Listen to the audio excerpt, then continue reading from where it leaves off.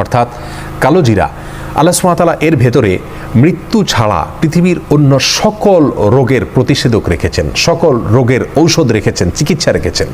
অর্থাৎ কালোজিরাকে যদি কেউ গ্রহণ করেন, খান, সেটা সরাসরি খাওয়া হতে পারে, তেল করে খাওয়া হতে পারে, পান করা হতে পারে, অথবা ভর্তা বানিয়ে খাওয়া হতে পারে। যেভাবেই হোক না কেন, কালোজিরা যদি কেউ খান বা গ্রহণ করেন, আল্লাহ সুবহানাহু ওয়া তাআলা তাকে এর মাধ্যমে সকল রোগ থেকে চিকিৎসা বা আরোগ্য লাভের তৌফিক নসিব করেন। অতএব কালোজিরা এর ভিতরে সর্বরোগের ঔষধ রয়েছে, নিয়মিত এটাকে খাওয়া দরকার এবং এটাকে নিয়মিত নিজের জন্য গ্রহণ করা দরকার। দ্বিতীয়ত যে চিকিৎসার কথা তিনি বলেছেন তা হলো মধু।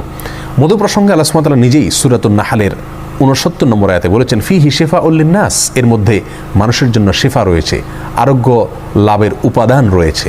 নবী আলাইহিস সালাম নিজে মধু পছন্দ করতেন, যেমনিভাবে বুখারী মুসলিম বর্ণনা করেছেন। আর সেই সাথে মুসনাদ হাকিমের বর্ণনা রয়েছে, তিনি বলেছেন, আলাইকুম বিশিফা আইনি,